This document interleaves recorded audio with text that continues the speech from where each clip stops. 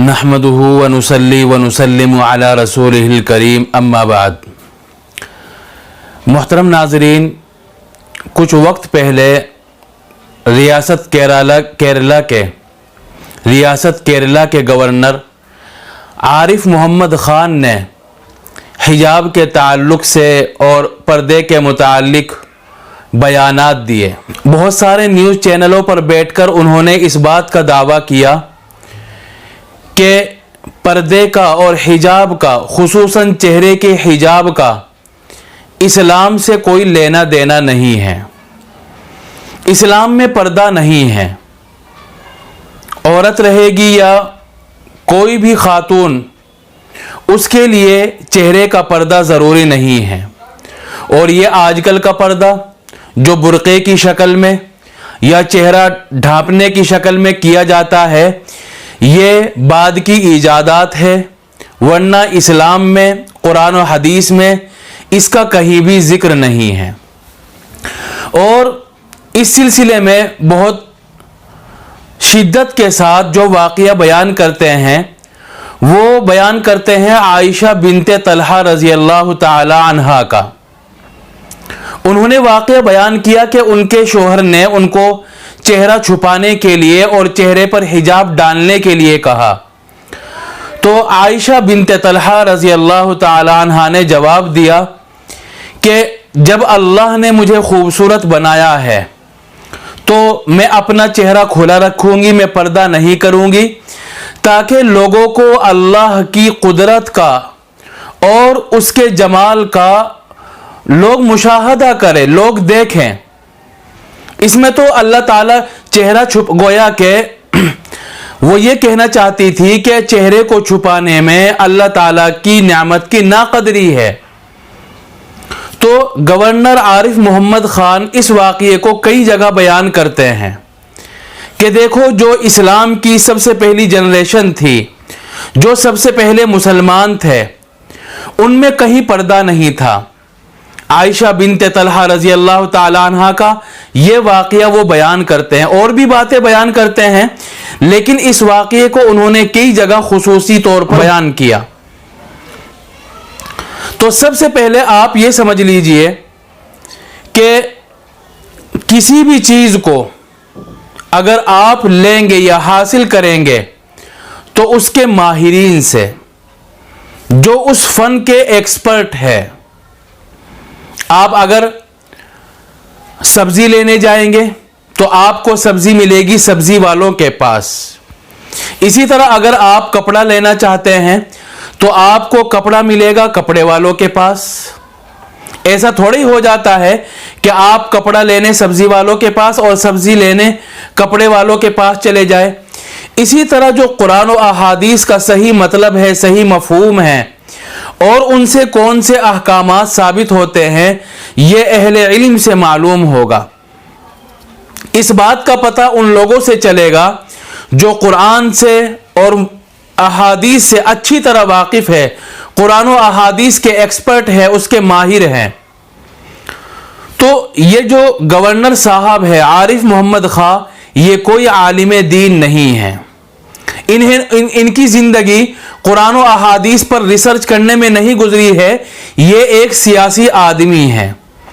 सियासी आदमी की बात सियासत में तो मकबूल हो सकती है, काबिल एतबार हो सकती है, लेकिन एक सियासत से ताल्लुक़ रखने वाला वो मजहब में घुसकर और कुरान और अहादीस में तशरीह करने लगे, ये तो अक़ल के ख़िलाफ़ बात है।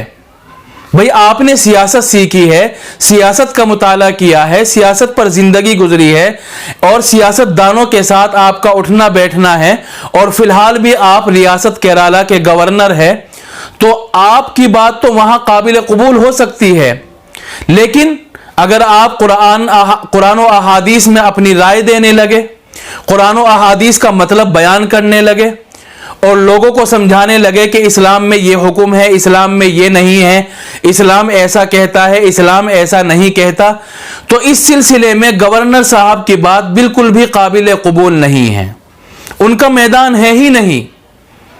ये तो जो कुरान और अहादीस के एक्सपर्ट हैं, उसके माहिरीन हैं, उनका मसला है ये। वो इसको हल करेंगे कि इस्लाम में पर्दा है या नहीं है। اور دوسری بات یہ ہے کہ یہ جو خصوصی طور پر عائشہ بنت طلحہ رضی اللہ تعالی عنہا کا واقعہ بیان کرتے ہیں، اب جب ڈیبیٹ میں اور ٹی وی چینل پر بیٹھ کر یہ واقعہ بیان کریں گے تو ٹی وی دیکھنے والوں کو، نیوز سننے والوں کو یہ شاید ان کو یہ معلوم ہو کہ بھئی اسلام میں تو پردہ ہے ہی نہیں۔ گورنر صاحب کی اسپیچ سن کر، گورنر صاحب کا اور یہ نیوز چینل دیکھ کر دیکھنے والوں کو یہ محسوس ہوگا کہ اسلام میں پردہ نہیں ہے اور آج تک ہمیں غلط بات ہی بتلائی گئی تھی۔ تو محترم ناظرین، گورنر صاحب نے جو واقعہ بیان کیا ہے یہ بالکل غلط ہے، یہ واقعہ صحیح نہیں ہے۔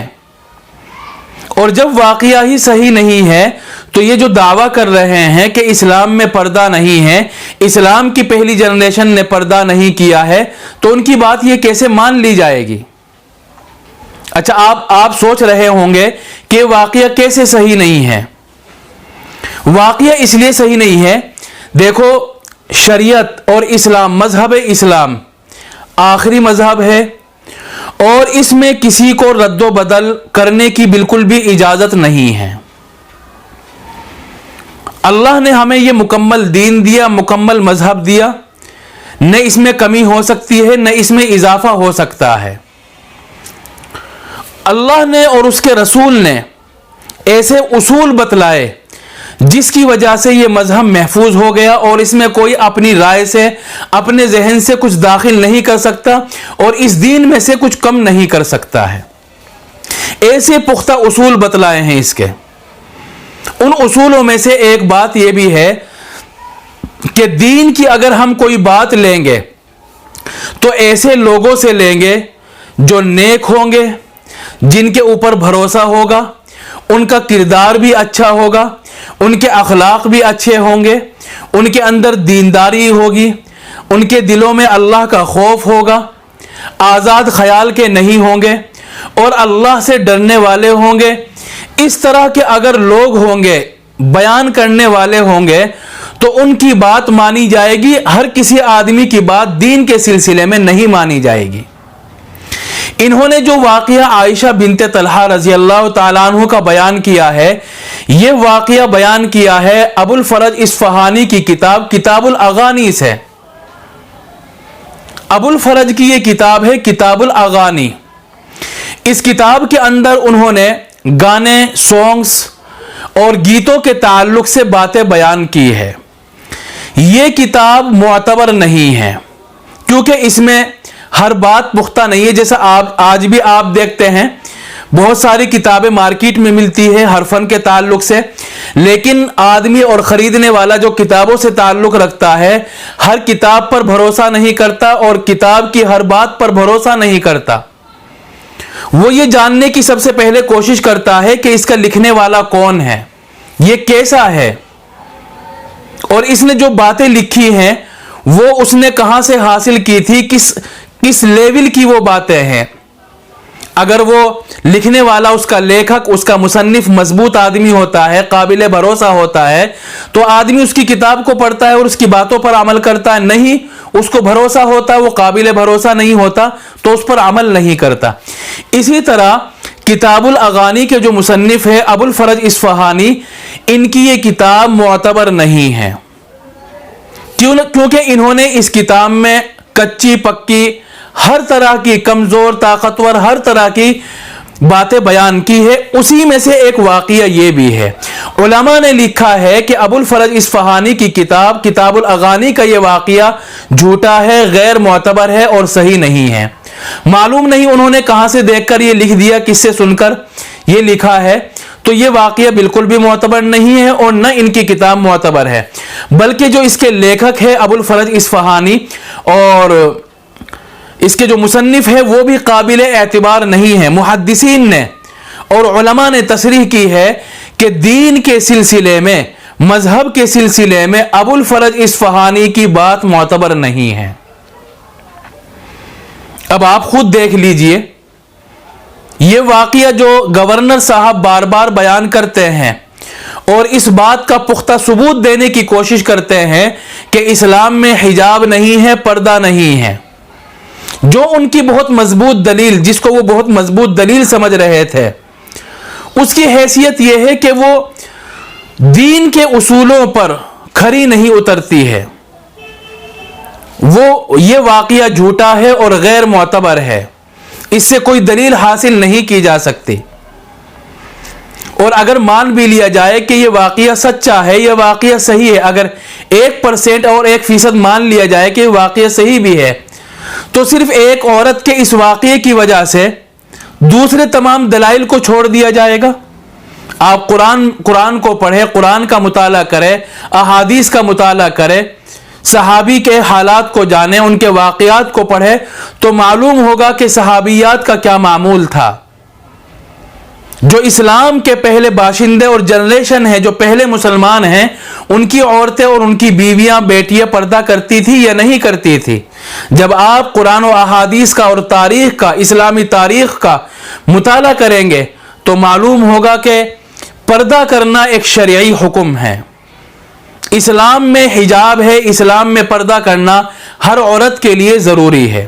قرآن میں دیکھ لیجئے، قرآن کریم میں ہے وَقُلْ لِلْمُؤْمِنَاتِ يَغْضُضْنَ مِنْ أَبْصَارِهِنَّ وَيَحْفَظْنَ فُرُوجَهُنَّ وَلَا يُبْدِينَ زِينَتَهُنَّ إِلَّا مَا ظَهَرَ مِنْهَا وَلِيَضْرِبْنَ بِخُمُرِهِنَّ، اس میں وَلِيَضْرِبْنَ بِخُمُرِهِنَّ، اللہ نے قرآن کریم میں خود ارشاد فرمایا کہ اپنے چہروں پر دوپٹہ ڈال کر یا کپڑا ڈال کر پردہ کرنا چاہیے، ان کو باقاعدہ حکم دیا۔ قرآن کریم کی دوسری آیت میں ہے یا ایھا النبی قل لازواجک وبناتک ونساء المؤمنین یدنین علیہن من جلابیبہن،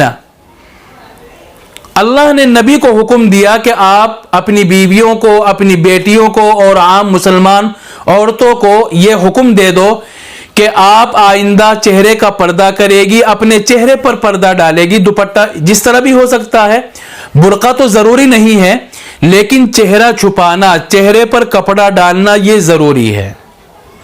اب وہ آدمی کی اپنی مرضی ہے، عورت کی اپنی مرضی ہے، برقعے کی شکل میں پردہ کرنا چاہے برقعے سے کر لے، دوسرے دوپٹے سے یا کپڑے سے پردہ کرنا چاہے، حجاب ڈالنا چاہے تو ایسا کر لے۔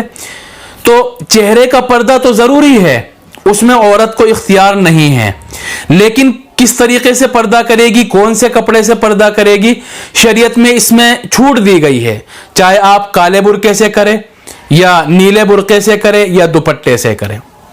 بہرحال گورنر صاحب کی یہ بات بالکل بھی قابل قبول نہیں ہے اور قابل اعتبار نہیں ہے۔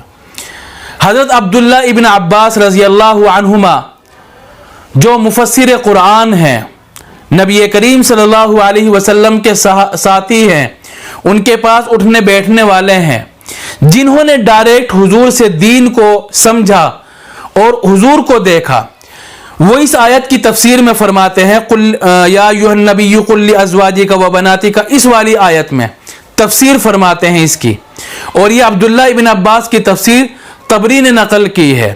عبداللہ ابن عباس رضی اللہ تعالیٰ عنہما فرماتے ہیں کہ اس آیت میں اللہ نے مسلمان عورتوں کو حکم دیا کہ اپنے چہرے کے اوپر سے پردہ ڈال کر، سر کے اوپر سے دوپٹہ لائے، کپڑا لائے، حجاب لائے، اور اس کو اپنے چہرے کے آگے لا کر اپنے چہرے کا حجاب کرے اور پردہ کرے۔ تو یہ تو کچھ دلائل ہے، اور بھی دلیلیں ہیں۔